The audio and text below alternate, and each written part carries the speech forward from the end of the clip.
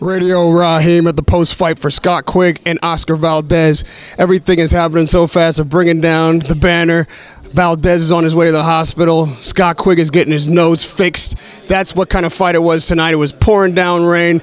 It was dark, and the fighters went every round hardcore. We're about to check the post-fight and see what they have to say. Is Scott in the hospital with the nose? No, he's in the change room. He's fine. Yeah, it's just like no, the doctors signed him off. So Pushed it to the side. yeah, they'll have to reset the nose. So He's definitely broken. yeah. What's the injury? Listen, it just in camp he had a bit of a problem with his foot. What is the problem? I don't know. Could you use the mic, Eddie? But it was maybe a stress fracture, but it was nothing that was going to keep him out of the fight. He had to adapt his training. That was all. At least it wasn't a toe. No, it wasn't a toe. Yeah, damn right. Yeah. But You like that one? Was it a stress fracture? Yeah. Which foot? Right foot. Right foot fracture. Is that why you attribute that to the weight loss now? Yeah, I mean, he couldn't do certain things for a small period. He could still train. He could still spar. It wasn't that it was going to keep him out of the fight, but he just had to adapt. But there is no one more professional than Scott Quigg at making weight, at training, at everything. And it devastated him that he couldn't make the weight because he got so much criticism back home. Because British fans are a little bit like that. They love to jump on you when you've done something wrong. And I just hope tonight they watch that performance and give him the respect that he deserves, because he apologised for not making the weight. It was very unprofessional and it was very out of character, Scott Quigg. But he backed it up with a performance that he went above and beyond the call of duty. Eddie, why did you do a second day weigh-in to even out the score? Because a lot of times when a guy doesn't make weight, they say, you know what, all right, like, there may have been a legitimate reason. But I've also seen other situations where you do a morning of weigh-in to balance the scales. Like your guy was a welterweight tonight. Is that really a fair fight? No, well, he wasn't a welterweight tonight. Because 142.2. No, you don't have a welterweight tonight. There's no one in a weight class that's the same weight tonight. That's ridiculous. But your guy was 142. Yeah, but he weighs 140 every time he fights. So he was £2 over. Is that when he makes weight? Because one Yeah, guy of course it is. So you're saying that you think that Oscar Valdez had an easier time with what he had to do, stretching himself out the last couple of pounds of the toughest. Yeah, hold on, Steve. Our boy had to go for a camp with a stress fracture in his foot trying to make weight. He was in a terrible physical condition on the scale trying to make weight. Trust me, it was no benefit to him having that camp that he had and stripping himself down to try and make weight yesterday. So Eddie, you'll be consistent. The next time one of your fighters has a guy that doesn't make weight, you'll say, you know what, we don't need to have a morning of weight. Every situation is different. And my job is... Yeah, your situation... Sure, because here's the thing. The guy has a broken jaw. It was a rough fight. I congratulate both guys. I like Sky. But I do think it's a little bit of an imbalance when one guy makes weight, right? One guy doesn't. Your guy didn't come close. That's the other thing. Yeah. So now when you weigh in again, if one guy has to kind of... But Steve, you need to speak to the commission and maybe get some rules in place. The situation is, we were asked to weigh in on Saturday. Scott Quigg said, I'm not doing it. Okay. Okay. Right, listen. Do I think that's right or wrong? I don't think it was wrong of Top Rank or Valdez's team to request it. It's very normal to request a second day weigh-in in that instance. Scott Quigg said, you know what? I've had the worst camp going. I've stripped myself down to make this weight. To be honest with you, if the fight's off, the fight's off. All right, well, last thing, I don't want to hijack this whole thing. So would you have had a problem if the Espinosa camp or... Well, okay, you're right. I like this. I like If this. Valdez would have said, you know what, okay, you don't want to do it, walked away. Would you have been okay with that? Would you have understood their reasoning if that was the decision? Having known what they probably knew, I would have been very surprised if they walked away from the fight. Okay, fair enough. Having known the camp, because they knew the camp was Scott Quigg, and they knew that he wasn't in the best shape he could possibly be, and they knew that he was struggling at the weight all night and all day yesterday. So it wasn't like, but just believe me on one thing, it wasn't like Scott Quigg woke up and said, oh, you know what, I'm not going to make weight, I won't try, because I witnessed him try, and it wasn't pretty.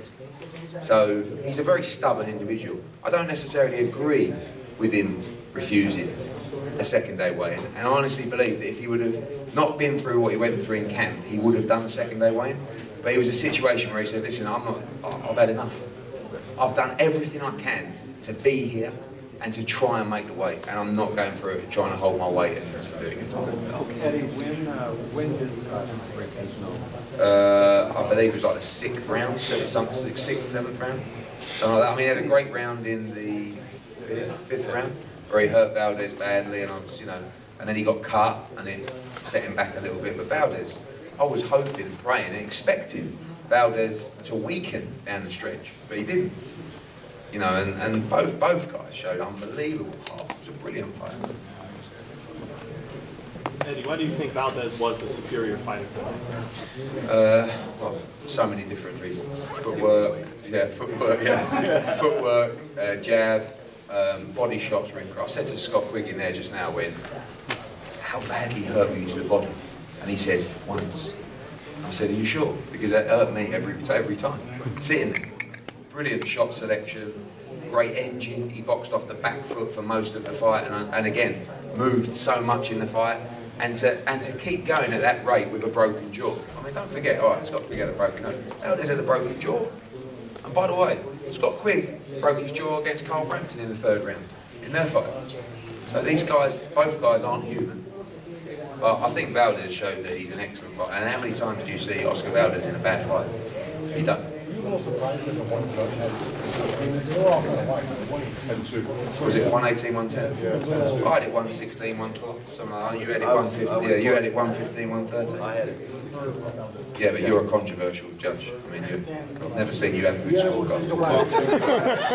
116, I mean, Scott knows he lost the fight. I mean, yeah, no, I gave Scott 4 rounds, maybe 5. So with him being able to withstand those body shots and everything, like Steve was saying, do you think that the weight did help him? Honestly, right, the weight is a load of bullshit.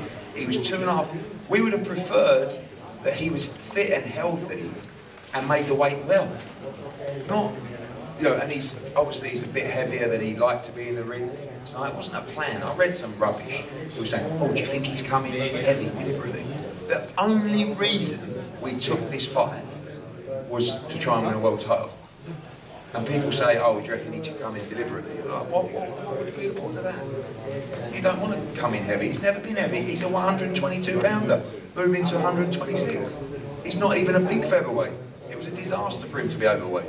And he was too heavy tonight, but no one has a perfect camp. Despite what people say, everybody has injuries in camp. I'm sure Valdez hasn't probably had niggles and injuries in his camp. But you go through it, they both did. And it was a fair fight and the better man won. Do these fights, like Luke Campbell losing that tough fight to Linares and then Quigg tonight, does that deter you at all from continuing to come to the United States? No, I mean, I actually thought the Campbell-Linares fight was a draw. But tonight, the right man won. But nothing deters me. It encourages me, because they're both great fights. The thing is, the good news now is, and we have to put pressure on the fighters and the managers and the advisors to get them to take fights like tonight. Because when Carl Moretti phoned me about Scott Quigg, I couldn't believe they asked. Like, you didn't have to fight Scott Quigg, and I asked for a lot of money, and they gave it to him. So they could have got someone a lot easier and a lot cheaper. But they're trying to put on great fights, and they've got it right tonight, and it's a big win for boxing, and a big win for Top Rank and ESPN. Same thing that we've got to try and do, but it's not just, we need the help of the promoters, the managers and the advisors and the fighters, to make sure that the fighters are willing to step up and understand that losing is never the end of the world. If Scott Quigg would have boxed tonight against someone no one's ever heard of, and he won a unanimous decision, his stock would have just flatlined. He lost to Oscar Valdez, and his stock rose. American television would probably like Scott Quigg back in a fight. Britain said, wow, Scott Quigg's great to watch, so he'll come again. You mustn't be afraid of losing, but if you're good enough, you won't lose. But we have to keep pushing the boundaries and make sure that these fighters are in tough fights, because the only one that gets punished if they're not is the promoters, because we get moaned at. Eddie, where do you want to see Quigg, Scott, go from here after what happened? Hospital. Well, in terms of the future, do you want him to stay at 126? Yeah, he's fine at 126. I mean, I know obviously he missed the weight, but he shouldn't move up to super featherweight. He was a super bantamweight world champion who moved to featherweight, and that's where he should stay. It's a very difficult division with a lot of elite fighters. Scott Quigg's a world-class fighter, but he boxed an elite-level fighter tonight. It was too good for him. So can he win a world title? Yes. who against is another story. You know, I believe he can beat the likes of Lee Selby and Josh Warrington, who are fighting for the IBF world title. You know, yeah, the WBC title's vacant. Oh no, sorry, bantamweight. I'm losing my marbles here. Featherweight, you've got a great world champion at the WBC. But you know, I think that Scott Quigg can be a world champion, but in a division where there's such outstanding fighters, sometimes you can't beat him. And he wasn't good enough to beat Oscar Valdez tonight. Could have boxed a slightly cuter fight. Wouldn't have got as much praise. But you know, he wasn't good enough for Oscar Valdez tonight. You heard Eddie Hearn talk about the fight. He spoke for Scott Quigg tonight. He's in the back getting his nose set. He couldn't come out and talk to us, but he put on a hell of a fight, and I think Scott Quigg represented himself well.